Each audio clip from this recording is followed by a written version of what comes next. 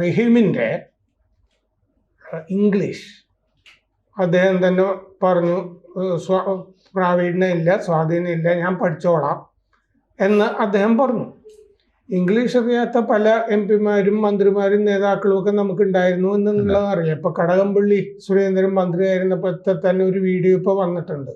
അത് എനിക്ക് വേണ്ടി ജീവൻ പരിഭാഷ ചെയ്യും എന്ന് ഇംഗ്ലീഷ് ചോദിച്ച ആളോട് ഒരു ദേശീയ ചാനലിൻ്റെ അവതാരകനോട് പറയുന്നുണ്ട്. ഇതിങ്ങനെ തപ്പുന്ന കണ്ടപ്പോൾ ഡു യു നീഡ് ട്രാൻസ്ലേറ്റേഴ്സ് എന്ന് ചോദിക്കുന്നുണ്ട് മറ്റേ ആള്. ജീവൻ വിൽ ട്രാൻസ്ലേറ്റ് എന്ന് അദ്ദേഹം പറഞ്ഞപ്പോൾ ഏതോ ഒരു ജീവനെ അവിടെ തപ്പുന്നുണ്ട്. അപ്പം അങ്ങനെ ഒക്കെ കൈകാര്യം ചെയ്യാം. ഇംഗ്ലീഷ് അറിയാത്ത ആള് അത് പറയാതിരുന്നാൽ മതി. മലയാളം നമുക്ക് ശ്രേഷ്ഠ ഭാഷയല്ലേ, ഉയർത്തിപ്പിടിക്കാമല്ലോ. അതിരിക്കട്ടെ, അദ്ദേഹത്തിന് ഇംഗ്ലീഷിൽ പ്രാവീണ്യമില്ല എങ്കിൽ അദ്ദേഹത്തിൻ്റെ PhD തീസിസ് അത് ഇംഗ്ലീഷിലാണ്. അതാരെഴുതി എന്നുള്ള ചോദ്യം അപ്പോൾ ഉയർന്നു വരുന്നു. കാരണം ഈ ഇംഗ്ലീഷ് അറിയില്ല എന്ന് പരസ്യമായി പ്രദർശിപ്പിച്ചപ്പോൾ അതിനെ നമ്മൾ അത്യാവശ്യം പ്രതിരോധിച്ചതാണ്. കാരണം ഇംഗ്ലീഷ് അറിയില്ല എന്നുള്ളത് വലിയ കാര്യമല്ല എന്നുള്ളത്.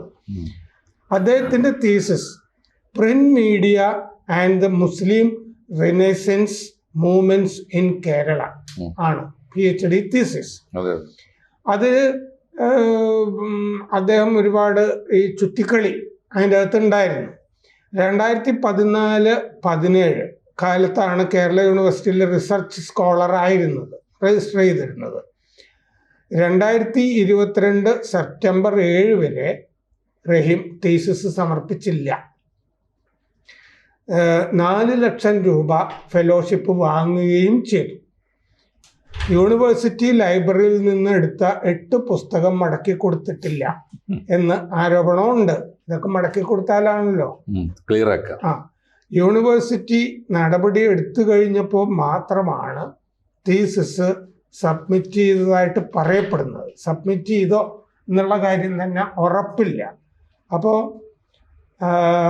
ഇതാണ് അദ്ദേഹത്തിൻ്റെ തീസിസിനെ പറ്റി നമുക്കറിയാവുന്ന കാര്യം. അപ്പോൾ മാഷ് അത്യാവശ്യം ഈ അധ്യാപന മേഖല, അതുപോലെ തന്നെ അക്കാഡമിക്സ്, ഈ തീസിസ് എഴുതുന്ന വിദ്വാൻമാരെ ഇവരെ പറ്റിയൊക്കെ അത്യാവശ്യം ഗവേഷണം നടത്തി കാണണമല്ലോ. ഇങ്ങനെ തീസിസ് ഈ SFI നേതൃത്വത്തിൽ ഇപ്പോൾ DYFIയുടെ ഓൾ ഇന്ത്യ പ്രസിഡന്റോ മറ്റോ ആണെന്ന് തോന്നുന്നു റഹീം. കൃത്യാന്തര ബാഹുല്യമൊക്കെ ഉള്ള ഒരാളാണ്. പാർട്ടിയെ നന്നാക്കേണ്ട ഒരുപാട് ദൗത്യം ഏറ്റെടുത്ത് നടക്കുന്ന ഒരാളാണ്. തീസിസ് ഒന്നും എഴുതാനായിട്ടേ. മാത്രമല്ല ഇസ്ലാമിക് ഹിസ്റ്ററി ആണ് MA ഒക്കെ ചെയ്തിരുന്നത്. അപ്പോൾ അദ്ദേഹം LLB എങ്ങനെയാ പാസ്സായി എന്നുള്ള ചോദ്യം ഞാനിപ്പോൾ ഉന്നയിക്കുന്നില്ല. പക്ഷെ തീസിസ് അദ്ദേഹം എഴുതിയതായിരിക്കാൻ സാധ്യതയുണ്ടോ? അതിൽ അന്വേഷണം വേണം. അതിൽ യാതൊരു സാധ്യതയില്ല സാർ. അത് റഹീം ആയതുകൊണ്ട് മാത്രമല്ല, ആ മേഖല അങ്ങേയറ്റം ജീർണിച്ച് കിടക്കുകയാണ്. ഡോക്ടറേറ്റ്, ഒന്നാമത്തെ കാര്യം ഇപ്പോഴത്തെ ഡോക്ടറേറ്റ് എന്ന് പറഞ്ഞാൽ നമ്മുടെ നാട്ടിൽ ചിന്തയുടെ വാഴക്കൊല ഉണ്ടല്ലോ. ചിന്തയുടെ വാഴക്കൊല തൊട്ട് എന്തെല്ലാം വിവാദങ്ങൾ വന്നു. ഇപ്പോഴത്തെ ഡോക്ടറേറ്റ് സാറിന് കൃത്യമായിട്ട് അറിയാവുന്നതുപോലെ ഇപ്പോൾ ഡോക്ടറേറ്റ് എന്ന് പറഞ്ഞാൽ നമ്മൾ 2-3 തരത്തിലാണ്. ഒന്ന്, ഉപജീവനത്തിന് വേണ്ടി മാത്രം, പ്രൊമോഷന്, ഇൻക്രിമെൻറ്റിന്, കോളേജ് ബോധിപ്പിക്കാനുള്ളതാണ്. പാണ്ഡിത്യവും ഡോക്ടറേറ്റും തമ്മിൽ യാതൊരു ബന്ധവുമില്ല. ഒരു കാലത്ത് അങ്ങനെയല്ലല്ലോ. നമ്മൾക്ക് ഒരാൾക്ക് ഡോക്ടറേറ്റ് ഉണ്ട് എന്ന് പറഞ്ഞാൽ ആ സബ്ജക്റ്റിൻ്റെ വിദഗ്ധനോ അല്ലെങ്കിൽ എക്സ്പേർട്ടാണ്, മാസ്റ്ററാണല്ലോ ഡോക്ടറേറ്റ് ഉള്ള ആൾ. അതുകൊണ്ട് തന്നെ ഡോക്ടറേറ്റ് ആ പാണ്ഡിത്യത്തിൻ്റെ അടയാളമല്ല.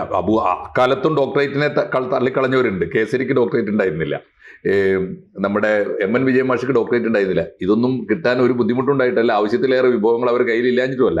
അപ്പോൾ നല്ല മനുഷ്യർ അല്ലെങ്കിൽ നല്ല പണ്ഡിതന്മാരൊന്നും ഡോക്ടറേറ്റിൻ്റെ പിന്നിൽ പണ്ടും പോയിട്ടില്ല. ഇനി പോയിരുന്ന കാലത്തും അത്യാവശ്യം ഡോക്ടറേറ്റ് കിട്ടിയാൽ അതിൻ്റെ വിശ്വാസ്യത ഉണ്ടായിരുന്നു. ഇപ്പോൾ MGS ഡോക്ടറേറ്റ് എന്ന് പറഞ്ഞാൽ അതൊരു അതോറിറ്റിയാണ് ചരിത്രത്തിൻ്റെ. നമുക്ക് അങ്ങനെ ഒരുപാട് പേരെ ചരിത്രത്തിൽ കുറച്ച് പേരെങ്കിലും കാണാൻ പറ്റും. പക്ഷെ ഇപ്പോഴത്തെ ഡോക്ടറേറ്റ് എന്താണ് സാർ? എൻ്റെ അടുത്തൊക്കെ പലപ്പോൾ ഞങ്ങളൊക്കെ ഇപ്പോൾ സ്കൂൾ അധ്യാപകരാണല്ലോ. ഒരെണ്ണം മറന്നുപോകുന്നുള്ള സംശയം കൊണ്ടൊരു ഓർമ്മ പറയാം. ബാലേന്ദ്രൻ ചുള്ളിക്കാടിൻ്റെ കവിതകളിൽ ഗവേഷണം നടത്തിയിട്ട് കാലടി സർവകലാശാലയിൽ നിന്ന് ഒരു യുവതി ഡോക്ടറേറ്റ് നേടിയിട്ടുണ്ട്. അപ്പോൾ ഈ ചുള്ളിക്കാടിൻ്റെ ഈ മാനസാന്തരത്തിൻ്റെ ഒക്കെ ആ പുസ്തകത്തിൻ്റെ അവതാരികക്കാരൻ ഈ മാനസാന്തരം വസന്ത തിലകം ആണ് അതിന്റെ വൃത്തം എന്ന് അവതാരികയിൽ പറഞ്ഞിട്ടുണ്ട്. ഈ ഗവേഷക ഗൈഡ് തൃശ്ശൂരായിരുന്നു. ആ ഗൈഡിന്റെ പേര് ഞാൻ ഇപ്പൊ പറയുന്നില്ല. ഈ വസന്തതിലകെന്ന അവതാരികയിൽ പറഞ്ഞിട്ട് പോലും ഇതിന്റെ വൃത്തം വേറെ എന്തോ ആണെന്ന് ഈ ഗവേഷണ പ്രബന്ധത്തിൽ എഴുതി വെച്ചിട്ടുണ്ട്. പരമാബദ്ധം. അബദ്ധം തീർച്ചയായിട്ടും. മാത്രമല്ല എനിക്ക് തോന്നുന്നു ചുള്ളിക്കാടാണ് ഈ അക്കാഡമിക് രംഗത്തെ ആഭാസങ്ങളെ ഇത്രമേൽ രൂക്ഷമായി ആക്രമിച്ച ഒരു കവി വേറെ ഉണ്ടായിട്ടില്ല മലയാളത്തിൽ. അത് ബാലേട്ടന്റെ സത്യസന്ധതയാണ് കേട്ടോ. ബാലേന്ദ്രൻ ചുള്ളിക്കാടിന്റെ അങ്ങേയറ്റം സത്യസന്ധത നട്ടെല്ലാണത്. അപ്പോൾ ഞാൻ പറഞ്ഞു വന്ന കാര്യം രണ്ട് തരത്തില്. എൻ്റെ ഇപ്പോൾ ഞങ്ങളൊക്കെ റിട്ടയർ ചെയ്തതിന് ശേഷം സ്കൂൾ അധ്യാപകരാണല്ലോ ഞങ്ങളൊക്കെ. എൻ്റെ വീട്ടിലൊക്കെ പല കുട്ടികളും വരും. ഞാനൊക്കെ വല്ല പ്രഭാഷണത്തിൽ എന്തെങ്കിലും പുതിയ കാര്യങ്ങൾ പറയുന്നത് കൊണ്ടായിരിക്കാം ഇവർ വന്ന് ചോദിക്കുന്നത് എന്താ സാറ് എന്നറിയാം, സാറേ ഞങ്ങൾക്ക് റിസർച്ചിനൊരു സബ്ജക്റ്റ് പറഞ്ഞു തരുമെന്ന്. ഒരു വിഷയത്തിൽ പഠിക്കണമെന്ന് നമ്മുടെ ഉള്ളിലൊരു പാഷൻ തോന്നിയിട്ട് ആ വഴിയിൽ സഞ്ചരിച്ചിട്ടാണല്ലോ ഡോക്ടറേറ്റ് കിട്ടുന്നത്. സബ്ജക്റ്റ് പോലും ഇല്ല കയ്യിൽ. അപ്പോൾ ഇവർക്ക് ഗൈഡിന്റെ മുമ്പിൽ എത്തുക, ഗൈഡ് പറഞ്ഞു കൊടുക്കുന്ന ആദ്യം സബ്ജക്റ്റ് കണ്ടെത്തിയിട്ട് വരുന്ന സബ്ജക്റ്റ് പോലും കയ്യിലില്ലാത്തവരാണ്. എന്ന് പറഞ്ഞാൽ ഇതിനോടൊരു പാഷനും ഇല്ലാത്തവരാണ്. ഒരു വിഷയത്തിൽ അന്വേഷണം നടത്തിയിട്ട് വിശദമായ പഠനം നടത്താനോ പാണ്ഡിത്യം ഉണ്ടാക്കാനോ താല്പര്യമില്ലാത്തവർ. ഒരു വിഷയം ഉണ്ടായിരുന്നു സ്ഥിരമായിട്ട്, രാഷ്ട്ര പുനർനിർമ്മാണത്തിൽ യുവാക്കളുടെ പങ്ക്. ഉത്തരായണം എന്ന് പറഞ്ഞ സിനിമയിലെ ഡോക്ടർ മോഹൻദാസ് അവതരിപ്പിക്കുന്ന കഥാപാത്രത്തിന്റെ അടുത്ത് വന്ന് മല്ലിയുടെ കഥാപാത്രമാണ് ഇത് എനിക്ക് സംസാരിക്കാനുണ്ട്, ഇതാണ് വിഷയം. ഒരു പങ്കുമില്ല. ഇതാണ് സ്ഥിതി. എന്ന് വെച്ചാൽ സബ്ജക്റ്റ് പോലും ഇവർക്ക് ആവശ്യമില്ല. പിന്നെ ഞാൻ ചോദിച്ചു ഇവരോട് പലപ്പോഴും, എന്താണ് മക്കൾ നിങ്ങൾ ഡോക്ടറേറ്റ് എടുക്കണം എന്ന് എന്താ നിർബന്ധം എന്ന് ചോദിക്കുമ്പോൾ അവർ പറയുന്നത്, സാറേ നെറ്റ് എടുക്കുന്നതിനേക്കാൾ എളുപ്പം ഡോക്ടറേറ്റ് ആണ്. എന്ത് കഷ്ടം ആലോചിച്ച് നോക്കൂ സാർ. അതായത് UGCക്ക് വേണ്ടത്, ഈ കോളേജ് അധ്യാപകന് വേണ്ടത് ഐദർ നെറ്റ് ഓർ ഡോക്ടറേറ്റ് ആണ്. നെറ്റ് കിട്ടാൻ പ്രയാസമാണ്. അത് മത്സര പരീക്ഷയാണ്. നന്നായി പഠിച്ച് കഷ്ടപ്പെട്ടാലേ കിട്ടുള്ളൂ. അതിന് വയ്യ. ഇത് വേറെ ആളുകൾ എഴുതി കൊടുക്കും. അതാണ് ഒന്ന്. ഇപ്പോഴത്തെ റേറ്റ് എനിക്ക് അറിഞ്ഞോളൂ. ഇപ്പോഴത്തെ ഞാൻ ഏറ്റവും ഒടുവിൽ 1.25 ലക്ഷം റുപ്യ കൊടുത്ത് എഴുതിച്ച നടക്കില്ലല്ലേ. 5 ലക്ഷം വരെയൊക്കെ എനിക്ക് നന്നായിട്ട് ഓർമ്മ. പിന്നെ കുഴപ്പമില്ല. കാരണം ആറ്റിങ്ങലെ ഒരു DTP സെന്ററാണ് ഈ തിരുവനന്തപുരത്ത് PhD കിട്ടുന്നതിന്റെ കേന്ദ്രം എന്ന് പല ആളുകളും പറയാറുണ്ട്.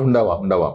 എനിക്ക് തോന്നുന്നത് മലയാളത്തിൽ ഞാൻ പേര് മറന്നുപോയി, ചിന്തയ്ക്കും റഹീമിനും ഒക്കെ ആയിരിക്കും നന്നായിട്ട് അറിയാവുന്നത്.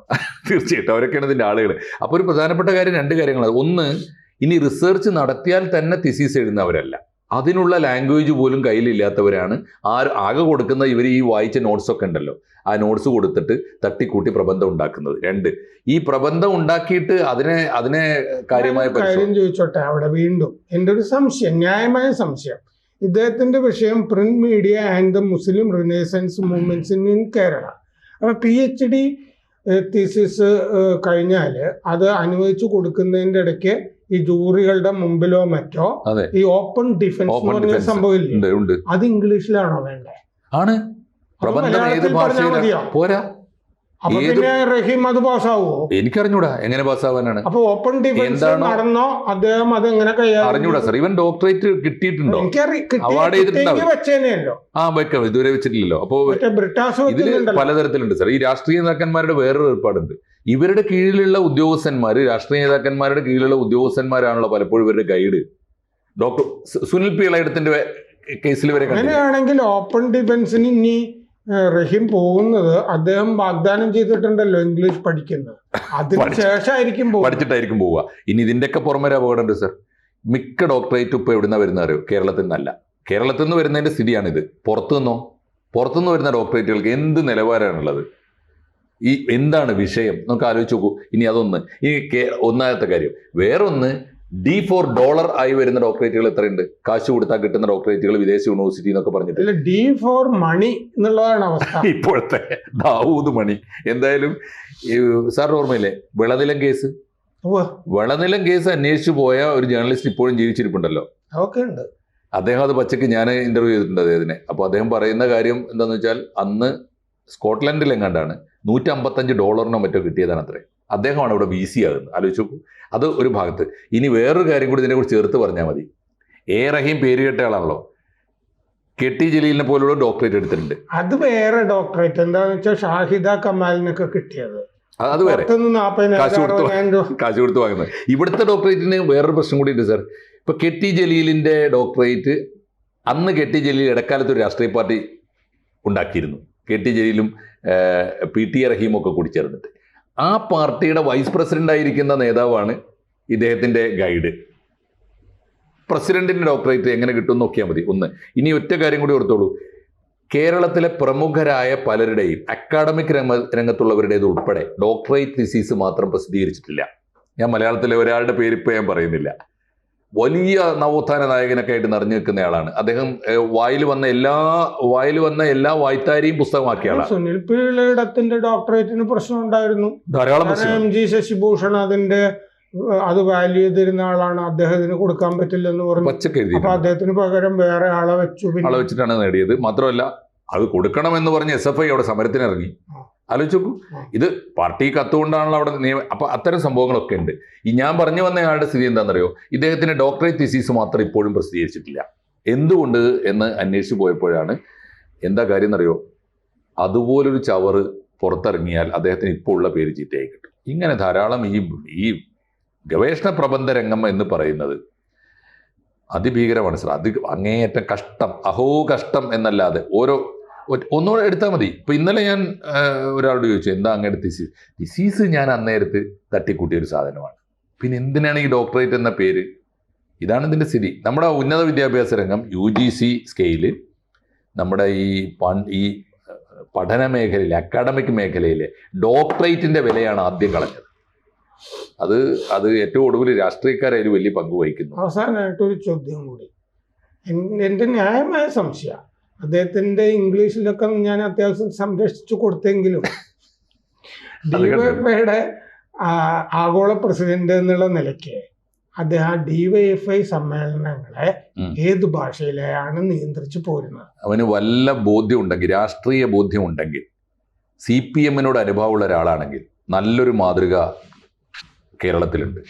പഴയ AKG അല്ല, എനിക്ക് അതിനേക്കാൾ നല്ലൊരു മാതൃക, എനിക്ക് നേരിട്ട് അറിയാവുന്ന മാതൃക EK ഇമ്പിച്ചിബാവയുടെ മാതൃകയാണ്. EK ഇമ്പിച്ചിബാവ ലോക്സഭയിലേക്ക് മത്സരിക്കുമ്പോൾ അന്നത്തെ വൻകിട പത്രങ്ങൾ, സാറിൻ്റെ പത്രം ഉൾപ്പെടെ, മനോരമ ഉൾപ്പെടെയുള്ളവർ ചോദിച്ചു ഇയാൾ ലോക്സഭയിൽ പോയിട്ട് എന്ത് ചെയ്യാനാണ്. അന്ന് അദ്ദേഹം പറഞ്ഞൊരു മറുപടി ഉണ്ട്, വേണമെങ്കിൽ ലോക്സഭ പോയി മലയാളം പഠിക്കട്ടെ എന്ന്. അതാണ് ആർജവം. അങ്ങനെയാണ് മലയാളത്തിൽ സംസാരിച്ചു തുടങ്ങിയത് ആളുകൾ. ഇവൻ DYFIയുടെ അഖിലേന്ത്യാ സമ്മേളനത്തിലും ഇന്ത്യൻ പാർലമെന്റിലും ഒക്കെ പോയിട്ട് മലയാളത്തിൽ സംസാരിക്കും. ഇപ്പൊ പിന്നെ യന്ത്രം തന്നെ അത് ട്രാൻസ്ലേറ്റ് ചെയ്ത് കൊടുക്കാൻ സൗകര്യമുണ്ട്. എന്തിനാണ് മാനം കെടാൻ നിൽക്കുന്നത്? അവനവന്റെ ഭാഷ കൊണ്ടുപോയി. എനിക്ക് പൊന്നാനി കടപ്പുറത്തെ വിശുദ്ധരായ മത്സ്യത്തൊഴിലാളികളുടെ മനസ്സിലെ മായമേൽക്കാത്ത മലയാളം ഭാഷ ഇത് പറഞ്ഞാൽ കേട്ടാ തോന്നും ഈ DYFI എന്ന് പറഞ്ഞ സംഘടനയിലെ ഇന്ത്യയിലെ എല്ലാ സംസ്ഥാനങ്ങളിൽ നിന്നുള്ള ആളുകളുണ്ടെന്ന്. ഇതെവിടെ ഉണ്ട്? അത് അടുത്ത ചോദ്യമാണ്, അത് വേറെ വിഷയമാണ്. എന്തായാലും ഞാൻ പറയും, ഇമ്പിച്ചിബാവയെ കണ്ട് പഠിക്കട്ടെ. ഇമ്പിച്ചിബാവ ഈ പോയിട്ട് പാർലമെന്റിൽ പോയിട്ട്, എന്നാ ഇമ്പിച്ചിബാവ എന്ന പാർലമെന്റേറിയനോ ഇമ്പിച്ചിബാവ എന്ന അഡ്മിനിസ്ട്രേറ്ററോ ഇമ്പിച്ചിബാവ എന്ന മന്ത്രിയോ പരാജയമാണെന്ന് ആരും പറഞ്ഞിട്ടില്ലല്ലോ. ആവശ്യമില്ലാത്ത ബബ്ബ ഇംഗ്ലീഷിൽ മലയാളത്തിൽ പറയാനുള്ള ചങ്കൂറ്റം വേണം. എന്താന്ന് വെച്ചാൽ ഇപ്പൊ നമുക്ക് ട്രാൻസ്ലേറ്റിംഗ് ഡിവൈസസ് ഒക്കെ എല്ലാം ഉണ്ടല്ലോ. ഇപ്പോ മോദി അടുത്ത കാലത്ത് പോയില്ലേ ഒമാനില് അല്ലേ?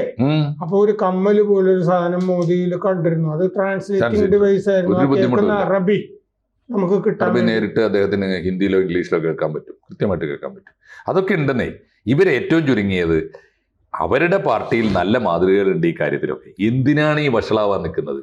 ഓർക്കേണ്ട ഒരു കാര്യം എന്ന് വെച്ചാൽ 21-ാം നൂറ്റാണ്ടിൽ പുതിയ കാലത്ത് 2025 ഇവൻ്റെയൊക്കെ വോട്ടർമാരും അനുയായികളുമായിട്ടുള്ള കുട്ടികളുണ്ടല്ലോ, അവരുടെ നാക്കും തുമ്പത്ത് സരസ്വതി പോലെ ഇംഗ്ലീഷ് വിളയാടുന്നുണ്ട്.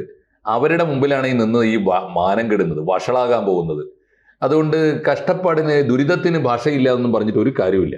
ഭാഷ അറിയാത്ത ഭാഷ സംസാരിക്കാൻ പോരുത്, ഉച്ചരിക്കാൻ പോരുത്. അതാണ് ചെയ്യേണ്ടത്. എനിക്കൊരു സങ്കടം കൂടി ഉള്ളത്, ഇവന്റെ തിസീസ് ഒന്ന് ആലോചിച്ച് നോക്കൂ. അച്ചടി ഭാഷയും കേരളത്തിലെ മുസ്ലിം നവോത്ഥാനമാണത്രേ. അതെ, ആ ഭാഷയിലെങ്കിലും ആ വിഷയത്തിൽ അച്ചടി മാധ്യമങ്ങൾ, അത് അച്ചടി മാധ്യമങ്ങൾ, ആ വിഷയത്തെക്കുറിച്ചുള്ള 4 പുസ്തകം വായിച്ചാലെങ്കിൽ ഇവൻ ഈ ബോധം വരും. എങ്ങനെയാണ് മലയാള ഭാഷയെ, എങ്ങനെയാണ് മുസ്ലിം നവോത്ഥാനത്തിൻ്റെ വഴിയിൽ, എവിടെയാ തുടങ്ങുന്നത് സാറിനറിയില്ലേ? സനാവുല്ല മക്തിത്തങ്ങൾ ഉൾപ്പെടെയുള്ളവരാണ് തുടങ്ങുന്നത്. മലയാളം നരകത്തിലെ ഭാഷയാണെന്ന് ഇവിടുത്തെ മഹാപണ്ഡിതന്മാർ ഫത്വ ഇറക്കിയിരുന്ന കാലത്ത് ഞാൻ മലയാളത്തിൽ പിറന്നൊരു മുസൽമാനാണ്, മലയാളം പഠിക്കാതെ മരിച്ചു ചെന്നാൽ എന്നോട് പടച്ചോൻ ചോദിക്കുന്നു പറഞ്ഞ ആളാണ് മക്തിത്തങ്ങൾ. ആ മലയാളത്തെ ഒന്ന് ബഹുമാനിക്കാൻ പഠിക്കട്ടെ ഇവനൊക്കെ. അത്രയെങ്കിലും ചെയ്താൽ മതി. ഒരുപാട് പേര് തീർച്ചയായിട്ടും അത്തരം ആളുകളുണ്ട്. അവൻ പഠിച്ച വിഷയം അറിഞ്ഞൂടാ, അവൻ കൈകാര്യം ചെയ്യുന്ന മേഖലയിലെ കമ്മ്യൂണിസ്റ്റ് പാർട്ടിയുടെ മാതൃക അറിഞ്ഞൂടാ. പ്രേക്ഷകരോട് ഒരു അഭ്യർത്ഥനയുണ്ട്. ABC-ക്ക് ഒരു ഹിന്ദി ചാനൽ കൂടിയുണ്ട്.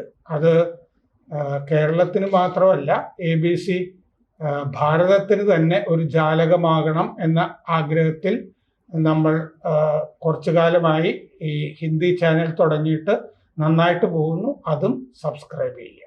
കൂടുതൽ വാർത്തകളും വിശേഷങ്ങളും നിങ്ങളിലേക്ക് എത്താൻ ABC മലയാളം സബ്സ്ക്രൈബ് ചെയ്യുക, ബെൽ ബട്ടണും അമർത്തുക.